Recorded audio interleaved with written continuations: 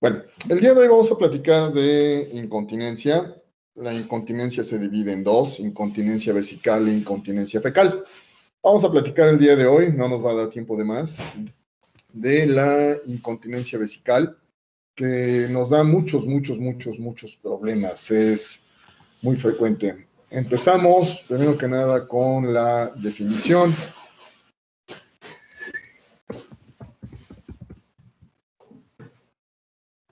La incontinencia vesical se define así de manera simple, como pérdida involuntaria de orina. Así de sencillo, ¿vale?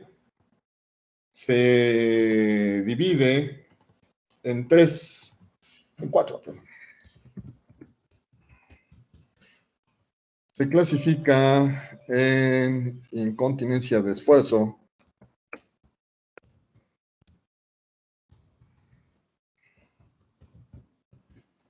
en incontinencia por rebosamiento, incontinencia de urgencia y incontinencia mixta. Bueno, vamos a ver un poquito de epidemiología. Vamos a ver, ¿es más frecuente en mujeres?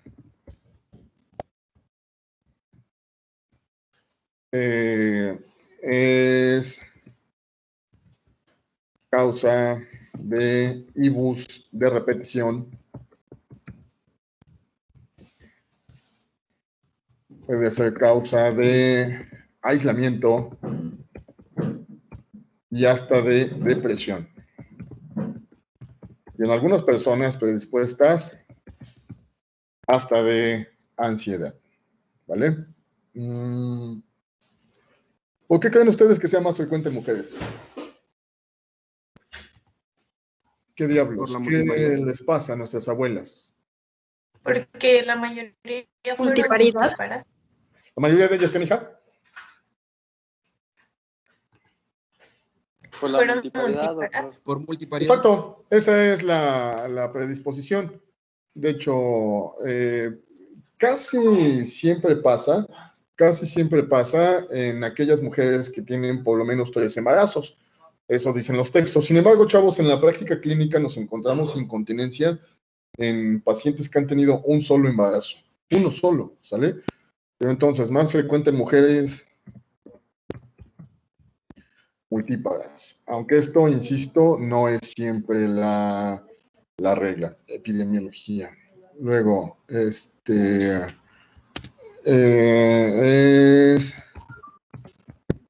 causa de complicaciones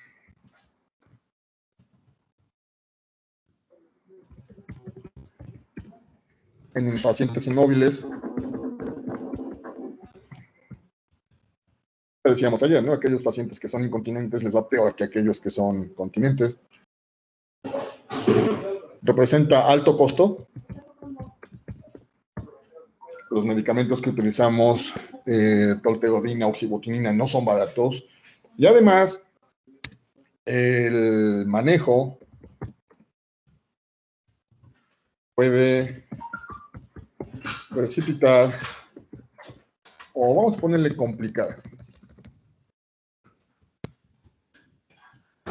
otras patologías.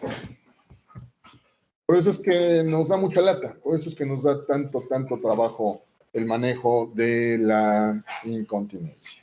Bueno, vamos a ver entonces la etiología. Bueno, vamos a definir, ¿qué les parece? La pasamos esta para adelante. Bueno, la incontinencia de esfuerzo se presenta en preferentemente mujeres que tosen, estornudan o se ríen o levantan mueven algún objeto pesado y tienen pérdida, puede ser desde unas cuantas gotas hasta una cantidad significativa. Aquí el problema es los mecanismos. Hay alteración del mecanismo de sostén del piso pélvico. Luego, la incontinencia por rebosamiento se produce en abuelos prostáticos. Son aquellos pacientes que tienen la vejiga tan llena, tan llena, que ya no les cabe más.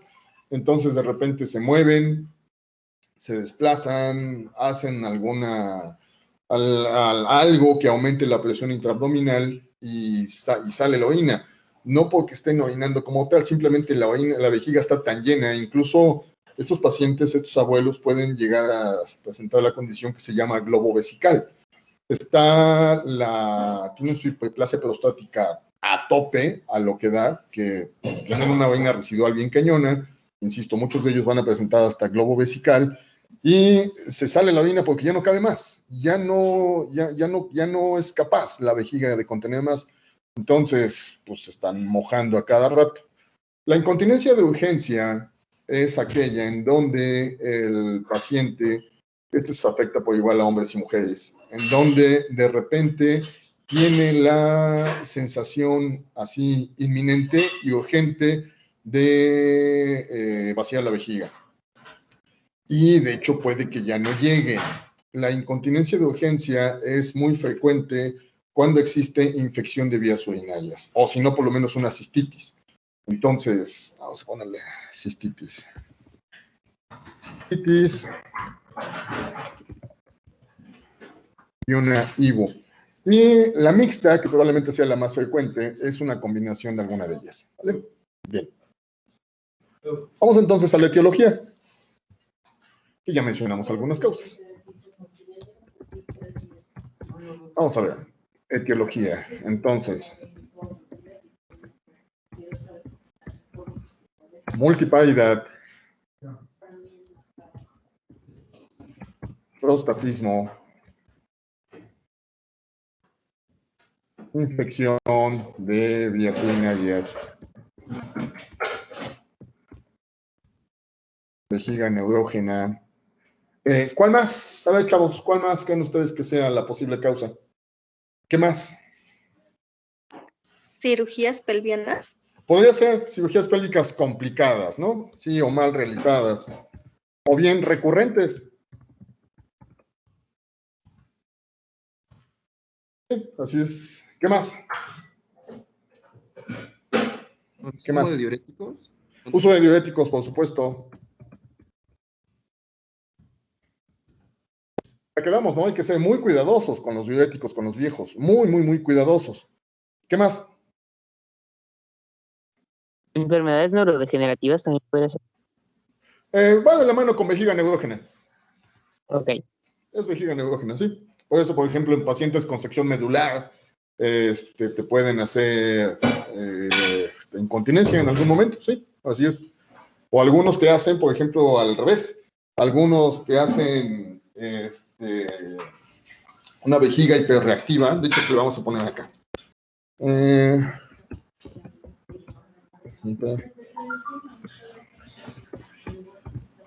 Hiperreactiva, en donde tantito tienen orina y empiezan con espasmo. Y es muy dolorosa, muy molesta esa vejiga. De hecho, a mí me ha tocado ver pacientes que incluso a causa de las IVOs de repetición que hacían ellos, acabaron hasta insuficiencia renal. 2 pacientes me tocó ver así. Muy bien, ¿qué más? ¿Consumo de bebidas azucaradas y cafeína? No te escucho bien, espérame, déjame subir a mi volumen. A ¿Consumo, ver, ¿de nuez? ¿Consumo de cafeína y de bebidas azucaradas? Sí, por supuesto. Vamos a ver. Café. Té. Sí, por supuesto. ¿Qué más? ¿Histerectomía? La histerectomía como tal, no. La histerectomía como tal, no, pero sí una técnica mal hecha o que no se dieron cuenta que había cistocele. De hecho, pongámosle acá la causa como tal. La causa de la multiparidad no es como tal ella, sino es el fenómeno que se llama cistocele, lo que la raza llama la vejiga caída. ¿Sale? Esa es la principal causa en nuestras mujeres, el cistocele. Muy bien. Hay otra causa que de repente a la gente se le olvida. ¿Por qué creen que sea esta?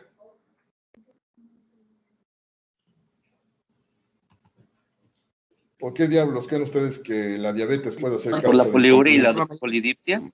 Por poliuria, así es. De hecho, han habido algunos casos, hay casos en donde en los viejos la primera manifestación que tienen, acuérdense que la gente puede llegar a vieja siendo diabético o llegar a viejo y se hace diabético.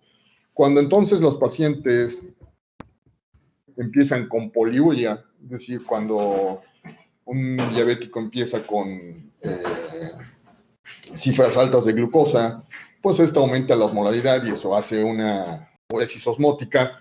Entonces, esos pacientes se ponen poliúricos y más de una vez ha ocurrido que esa es la primera manifestación. O bien, si es un paciente ya diabético, de repente nos damos cuenta de que está descompensado porque se pone poliúrico y empiezan con problemas de incontinencia.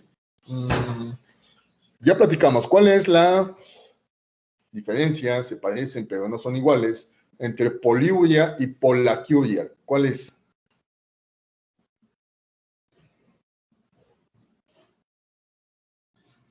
Otra vez son dos hermanas que se parecen, pero no son iguales. Uno es la cantidad y otro la frecuencia. Exacto. La poliuria es la cantidad. Acuérdense que en promedio, más o menos, la producción de orina anda por ahí de 1 mililitro por minuto, más o menos. Eso equivale a más o menos a 1,5 litros al día. Cuando la gente se van al baño, se echan unas orinadotas de medio litro, de 1 litro, tranquilamente. La causa más frecuente sí son los diabéticos, pero también puede ser consumo de diuréticos, consumo de alcohol, por ejemplo. Mientras que la polaquiuria es uno de los signos de infección de vías urinarias. Acuérdense, es micción frecuente, pero de volumen reducido. Es uno de los signos de cistitis. Bueno, ¿qué más? Pacientes con deterioro cognitivo. Ok, sí, por supuesto. Que va de la mano con lo que decía su compañera, ¿no? Neurodegenerativo. Bueno, sí, ok. Etiología. Doctor, lo que habíamos visto en inmovilidad. ¿Perdón? ¿Puede ser por inmovilidad? Sí, por supuesto. Lo habíamos anotado ya, déjenme ver. No, inmovilidad.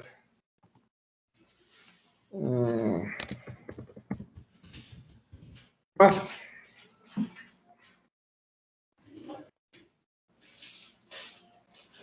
¿Qué más? ¿Sobrepeso? Va de la mano, sí, puede ser. Obesidad, no sobrepeso. Franco, obesidad. Obviamente aquí se combina, ¿no? Por eso les digo, la incontinencia mixta es la más frecuente. Muy bien, ¿qué más?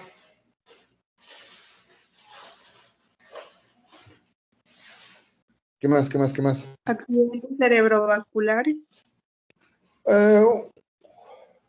No como tal, un EBC no es causa de, más bien son vamos a ponerle,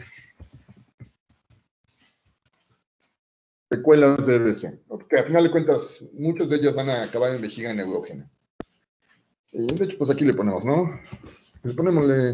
Insisto, son vejiga neurógena, pero le ponemos algunas. Sección medular, difícilmente nos llegan a viejos estos pacientes, pero se los han notado. Mielomeningocele. Estas personas, yo no soy pediatra, yo me dedico al otro extremo de la vida, pero sí me han tocado ver chavitos con insuficiencia renal, con falla renal crónica, secundario a un mielomeningocele, porque hacen vejiga neurógena, y una de dos, o algunos hacen retenciones urinarias, o bien, bueno, eso es consecuencia de IBUs de repetición, y acaba la gente haciendo pielonefritis crónica, y eso les deshace el riñón. Sí, entonces tiene muchas complicaciones. Ansiedad. Algunos pacientes también la hacen por depresión. En fin. Son muchas las causas de incontinencia. Bueno, vamos entonces. El cuadro clínico.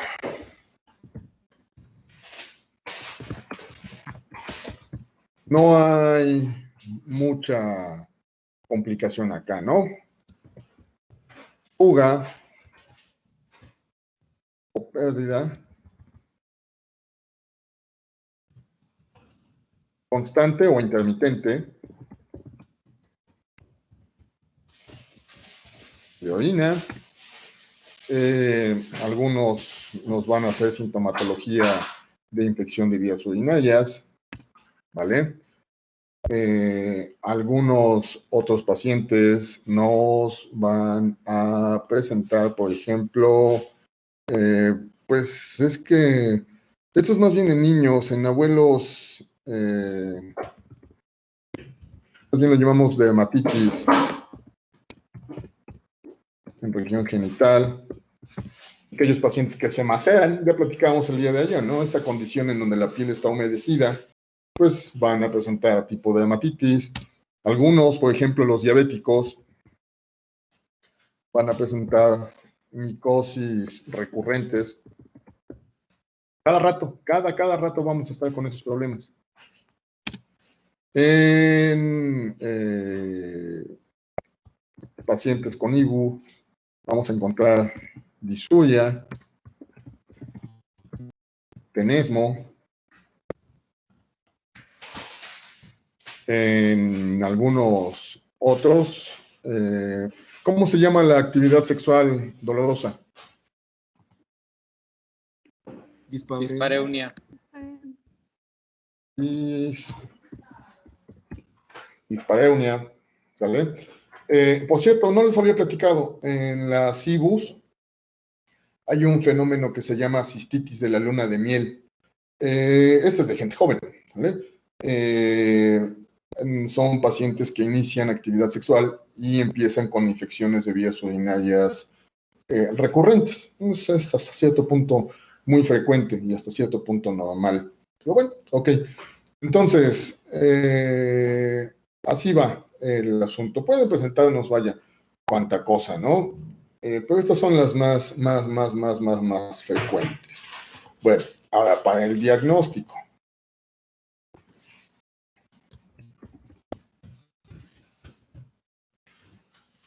Lo he dicho muchas otras veces. Historia clínica completa, ¿vale? Tenemos que realizar tacto vaginal en las mujeres, insisto. Vamos a buscar la presencia de cistocele. Y bueno, pues esta no nos gusta mucho, pero bueno, ninguno de los dos. Pero pues hay que hacerlos. Tacto rectal en los hombres, ¿qué es lo que vamos a buscar? Hiperplasia prostática. Hago un comentario acá. Es cuestión de buena o de mala suerte, acuérdense, chavos, cómo va la regla. Más o menos a los 40 años, el 60% de los hombres ya tenemos más o menos algún crecimiento de la próstata. A los 60 años, el 80% de los hombres ya presentamos algún crecimiento prostático. Prácticamente a los 80 años, el 100% de los hombres ya presenta algún crecimiento en la próstata. Ahora bien, no en todos es sintomático. Hago esa pequeña aclaración. Y eso depende de buena o de mala suerte, ¿eh? Les puedo decir, chavos, que me he encontrado prostatotas, pero así enormes, que parecen una pelota de tenis, gigantes, y no dan sintomatología, en absoluto. Para nada, a lo mucho son icturia nada más, ¿no? Es casi obligado, pero no pasa de ahí. Nunca han hecho retención urinaria aguda, por ejemplo. Pero, pues también hay prostatitas apenitas creciditas, y el paciente ya se está tapando, ya está con IBUs bien aparatosas, cada rato, en fin, depende entonces pues de cada gente. Entonces, cuando hacemos tacto rectal, pues ahí vamos, más o menos tenemos la idea de qué tamaño está la próstata. Sin embargo, necesitamos obligadamente un ultrasonido vesical. Perdón, se me olvidaba acá, dentro de las etiologías. Menos frecuente, pero también cálculos vesicales. Bueno, el ultrasonido vesical nos va a decir de que en los hombres prostático Nos dice la vejiga de qué tamaño está, nos dice la próstata de qué tamaño está, cómo están las paredes, si están engrosadas, si no lo están, si hay algún cálculo adentro de la vejiga, y nos van a decir de qué tamaño está la próstata, y eso nos ayuda bastante para que sepamos cómo está. Necesitamos forzosamente un ego. ¿Qué vamos a buscar acá, mis niños? ¿Para qué diablos necesitamos un... ¿Perdón? ¿Valorar si hay infección? ¿Y qué le vamos a buscar a ese ego entonces? Piocitos, leucocitos. Acuérdense, el tope del leucocito son 3 máximo, normales, ¿sale? Si hay más de esos 3, ya está hablando de una cistitis. Piocitos nos va a hablar así de una, incluso hasta una pielonefritis. Pero si no los hay, ¿qué otra cosa buscamos? ¿Nitritos? Nitritos, forzosamente, acuérdense, nitritos. Pero el hecho de que existan nitritos negativos no nos los excluye, quedamos pues la vejiga, la orina no haya estado en vejiga suficiente. Entonces, buzos con eso nada más. ¿Sale? Bueno, te necesitamos, además me olvidaba, perdón, se me olvidaba acá.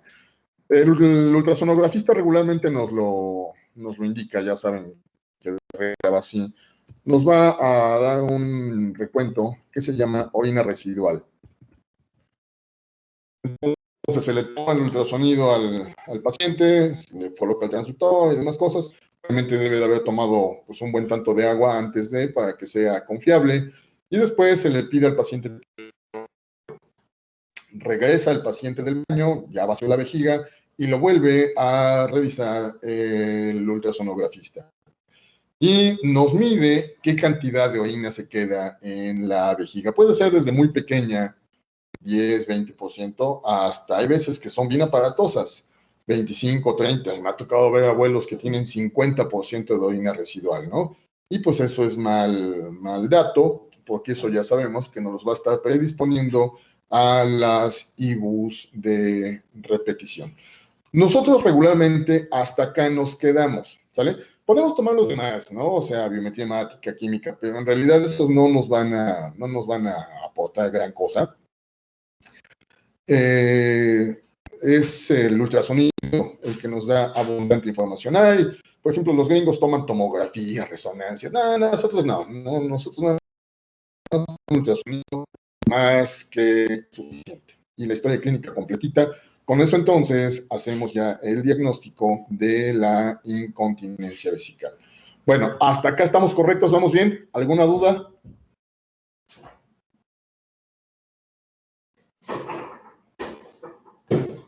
¿Todo bien? Todo bien, doctor. Todo bien, Doc. ¿Algo que les llame la atención de acá? ¿Algo que les llame la atención de acá? ¿Vamos bien? Bueno, vamos entonces al tratamiento. Vamos a dividirlo en farmacológico y no farmacológico. Vamos a ver, a ver, Teresita Mauleón, ¿con cuál quieres que empecemos? ¿Farmacológico o no farmacológico?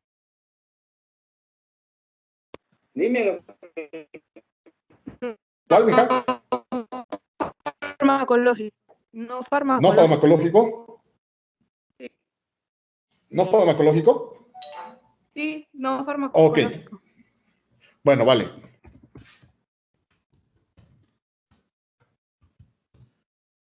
El no farmacológico empieza primero que nada por los ejercicios de Kegel. Son un conjunto de ejercicios que tienen por finalidad aumentar el tono de para las mujeres, eso realmente no ayuda de gran cosa. Aumentar el tono del piso pélvico, de la musculatura del piso pélvico. Entonces ahí los encuentran en internet, la mujer se acuesta, está, por ejemplo, cuando están orinando, que cierre y que contenga, y luego vuelva a abrir el detrusor y demás, cuesta un poquito de trabajo. De hecho, también lo tiene que hacer estando en reposo, no necesariamente en el momento de la micción. Hay mujeres que les agudiza y les exacerba la sintomatología urinaria, entonces téngase nada más mucho cuidado. Con los ejercicios de Kegel, pues más o menos, sin embargo, no remite por completo la sintomatología. Hay algunas otras cosas como retirar o reducir consumo de café,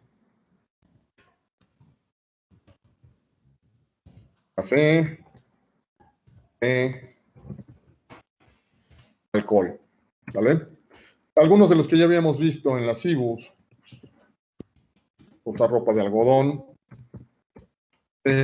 Luego, fíjense que pasa un fenómeno muy chistoso, y justo el día de ayer tuve una paciente así. Nuestras mujeres luego se ponen pantiprotectores. Sí se puede.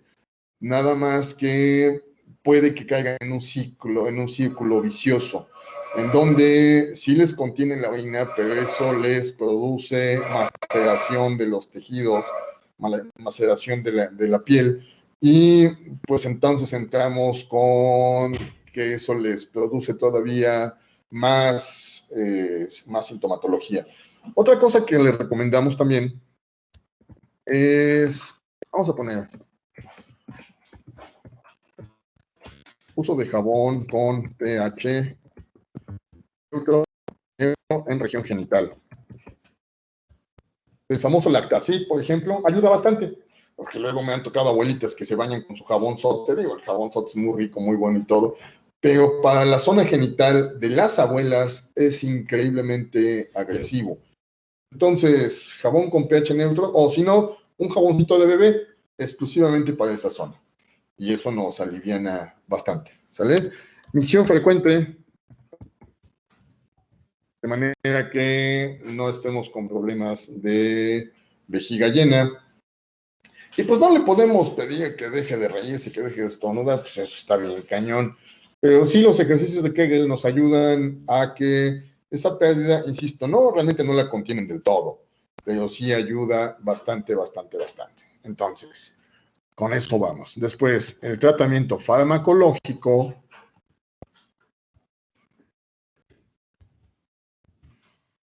¿Cómo le pusimos acá? Vamos a poner el apellido, no farmacológico.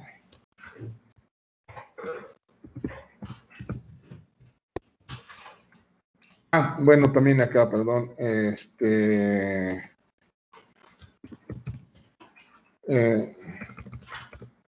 Vamos a poner ropa fácil de colocar y de retirar, ¿no? Pues si la abuela está con incontinencia de urgencia y todavía tienen, nuestras abuelas, no pocas son así de usar pantalón, muchos de ellos son de su faldita, de su vestidito, ¿no? O de su fondito, todavía algunos. Pero que sea fácil de que se coloque y de que se retire la ropa para que no estemos con problemas de ese tipo. Luego, bueno, el tratamiento farmacológico presenta algunas peculiaridades. Vamos a ver, tenemos, aunque existen en el mercado diferentes medicamentos, preferentemente utilizamos dos, pero que tienen algunos inconvenientes. Vamos a ver, la oxibutinina es excelente para que manejemos la incontinencia. Viene en tabletitas de 5 miligramos y también tabletitas de liberación prolongada. Acá, vamos a ponerle 5 miligramos sobre 24 horas. Lo que hacemos es, le pedimos a las pacientes que patan la tabletita y la vamos dando cada 12, cada 24, que sea siempre la mínima dosis posible. Y es que la oxibutinina puede tener algunos efectos colaterales. Uno, hay pacientes que hacen efecto paradójico y en vez entonces de incontinencia, de repente nos hacen retención urinaria aguda y dijeran, sale peor el remedio con la enfermedad. Una. Dos, hay pacientes que hacen constipación, así no pueden evacuar y luego nos cuesta un montón de trabajo descompactarlos. Por cierto, ahorita les cuento el caso de un paciente que acabo de ver hace rato. Hay pacientes sobre todo con deterioro cognitivo. Bueno, per se, la oxibutinina puede condicionar serostomía. Entonces, de repente también se quejan de eso.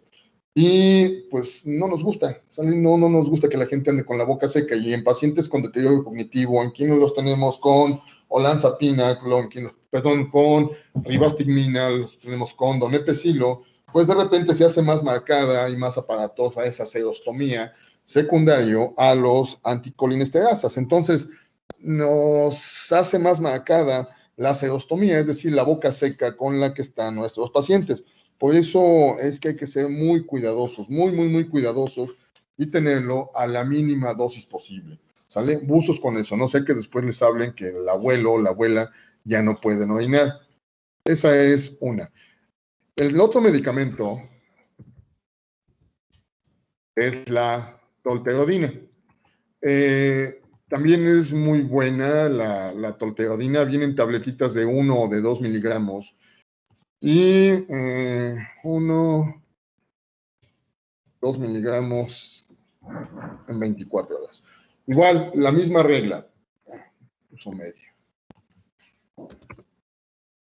1 o 2 miligramos máximo en 24 horas. Entonces, siguiendo nuestra regla de go low, go slow, lo que hacemos es le fraccionamos la tabletita de 1 miligramo y que se la tome. Hay veces que empezamos en la noche para que no sea tan aparatosa la sintomatología. Mismo caso, mismos efectos colaterales.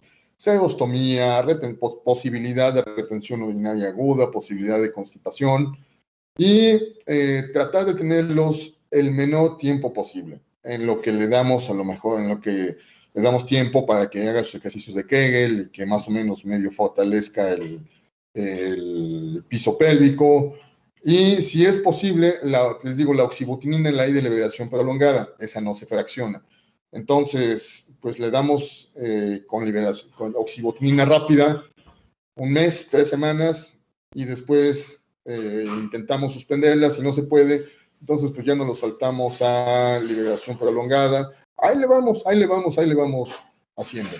Para los abuelos prostáticos, van a estar con ese problema mientras la próstata esté crecida. El problema es que pues no todos son de repente candidatos a cirugía, ¿no? Además no es urgencia en todos. Y en algunos otros pacientes podemos intentar algunas otras cosas. Por ejemplo, vamos a ver, oxibutinina, el nombre de la sal del Secotex, tamsulosina,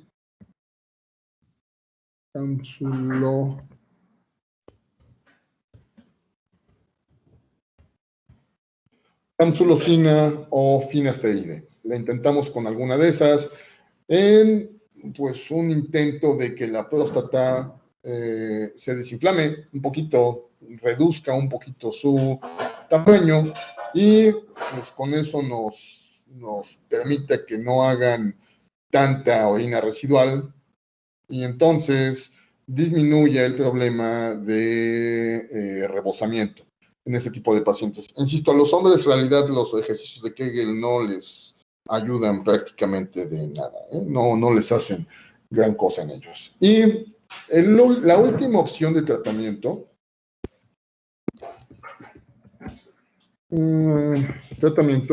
pues ya es el quirúrgico. Se me olvidaba, perdón.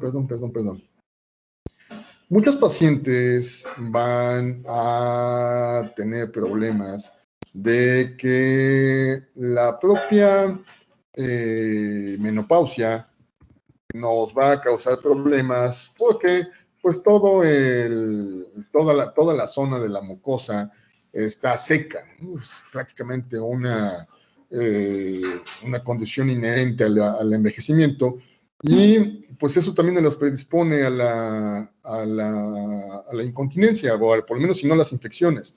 Entonces, les damos a estas pacientes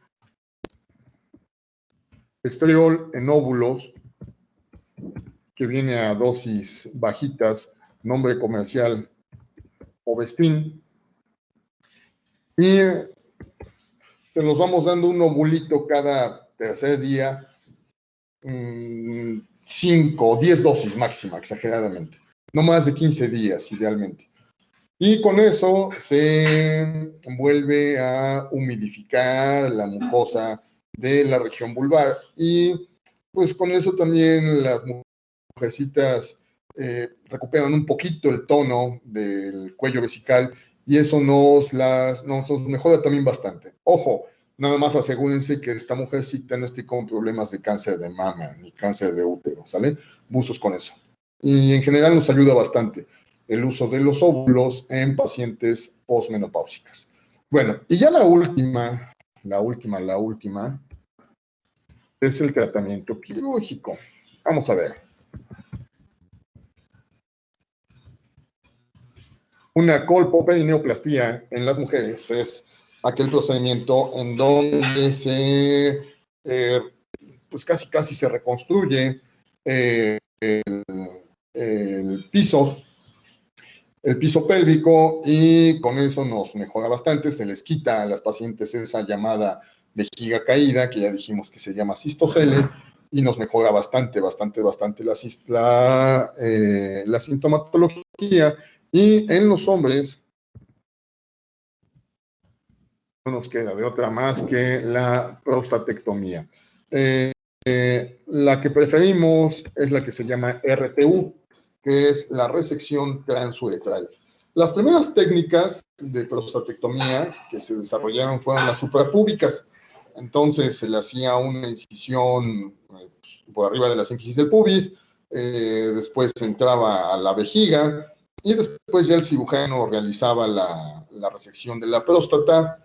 Sí se puede, nada más que esas primeras técnicas tenían dos grandes inconvenientes. Uno, a veces salía peor el remedio con la enfermedad porque había algunos pacientes que quedaban con incontinencia, peor, más incontinencia, o bien, dos, había pacientes en aquellos relativamente jóvenes que quedaban con disfunción eréctil.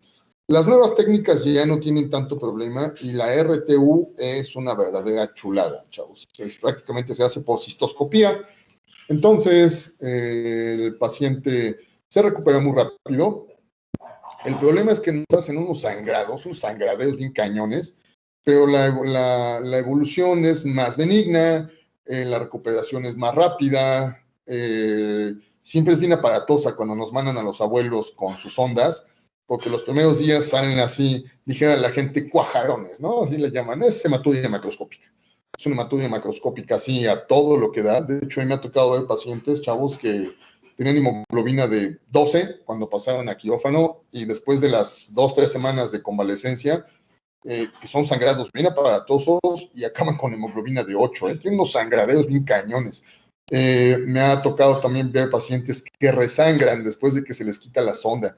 Pues sí, pues ni pex, ¿sale? Tiene esos inconvenientes. Sin embargo, estas dos cosas bien hechas, realizadas por personal bien entrenadito, pues son prácticamente el tratamiento definitivo con el cual vamos nosotros a poder solucionar el problema de la incontinencia. Bueno, hasta acá entonces, chavos, ¿alguna duda de alguno de ustedes? ¿Algo que no se haya entendido bien? ¿Algo de lo que deseen que platiquemos más? ¿Cualquier cosa?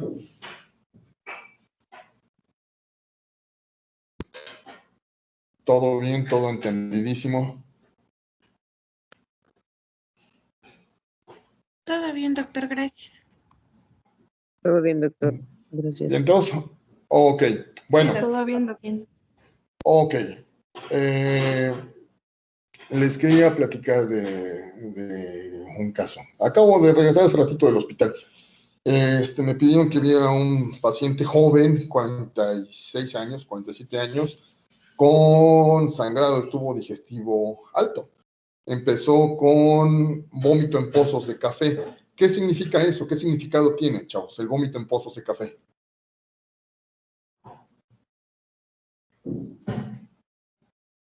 ¿Podría ser sugerente de varices esofágicas? Ok, esa es una, sí, es una de las manifestaciones, pero el mecanismo en esencia, ¿cuál es? Es un dato de sangrado digestivo alto, pero ¿qué significa?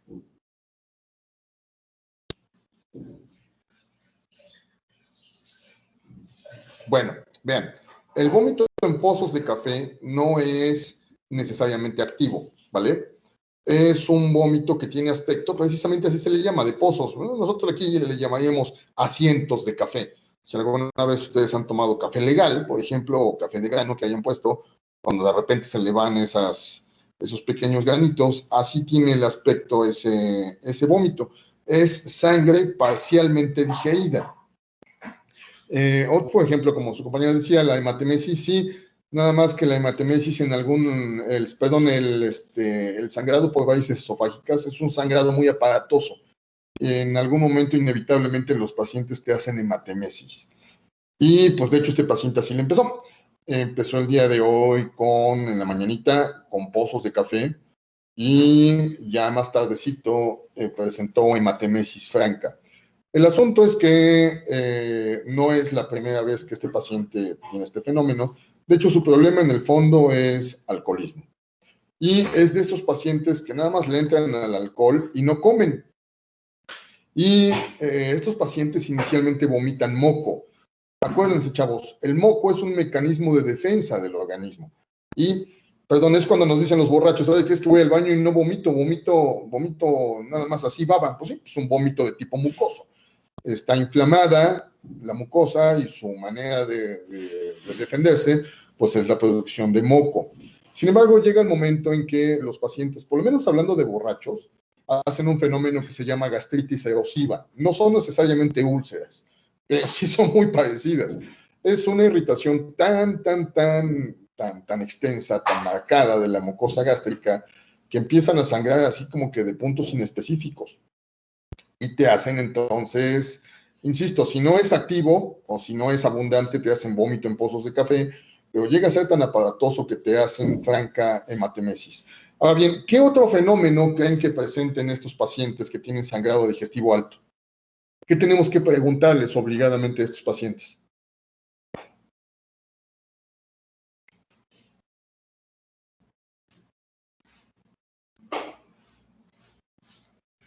¿Qué más? Si consume alguna droga. Ok, podría ser, pero no. ¿Cómo confirmamos que efectivamente ha estado sangrando el paciente? El paciente puede que haya estado sangrando sin que vomite. ¿Cómo lo sabemos? En las heces. ¿Cómo se llama ¿Por eso? las heces? ¿Melena? ¿Cómo se llama ese fenómeno? No los escuché.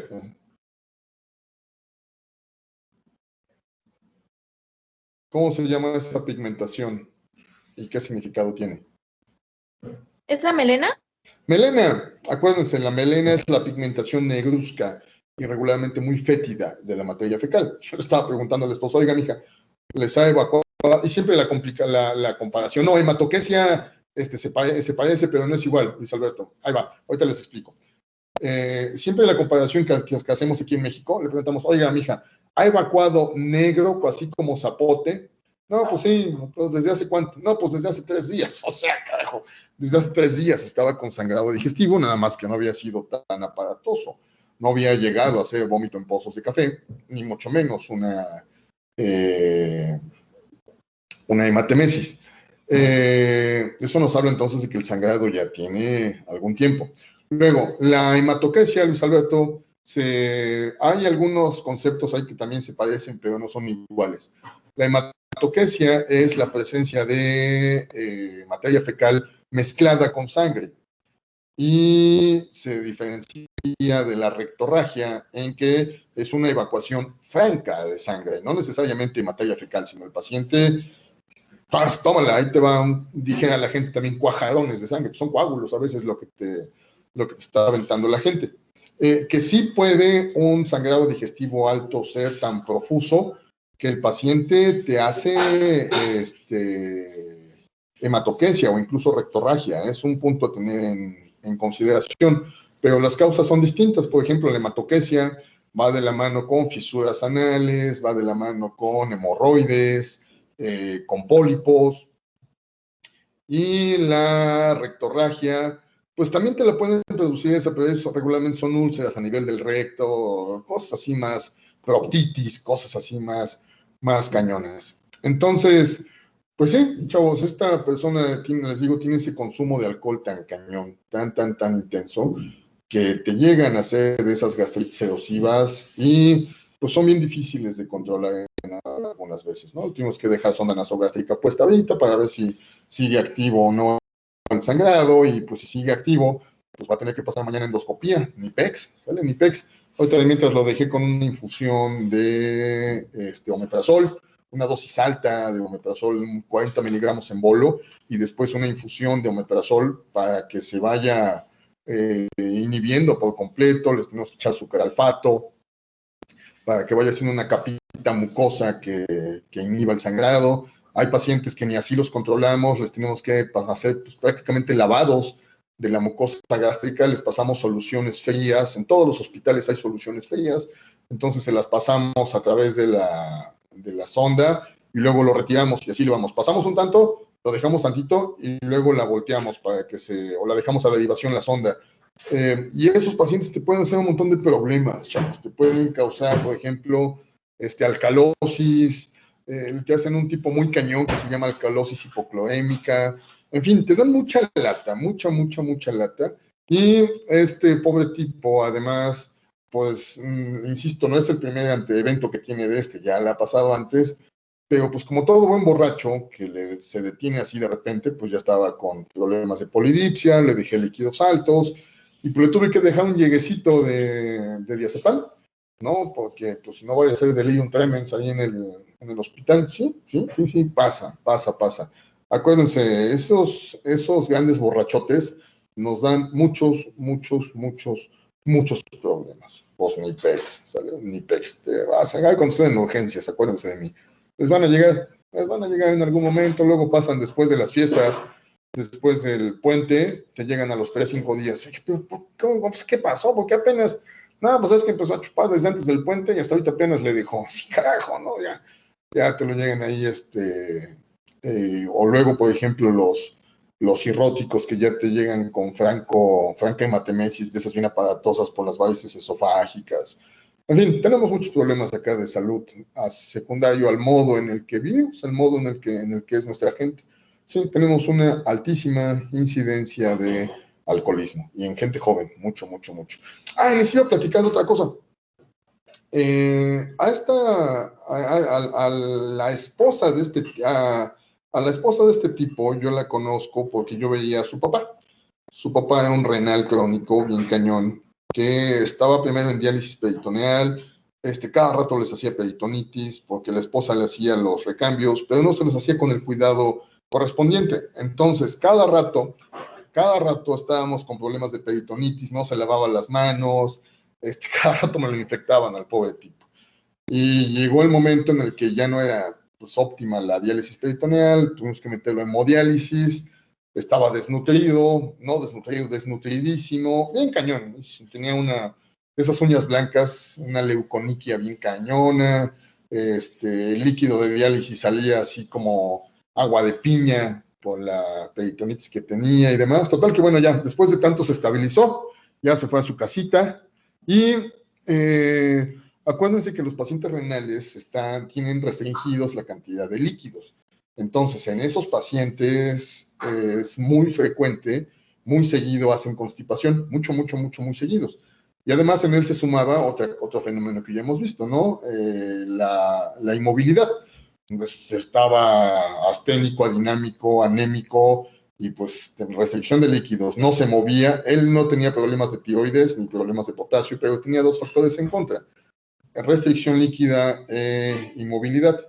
Y pues este pobre tipo, que además estaba relativamente joven, tenía como 57, 59 años, hizo una constipación así bien cañona, y pues se les fue, ¿no? O sea, se les fue a los familiares y todo, y pobre tipo acabó haciendo perforación intestinal, así bien cañona.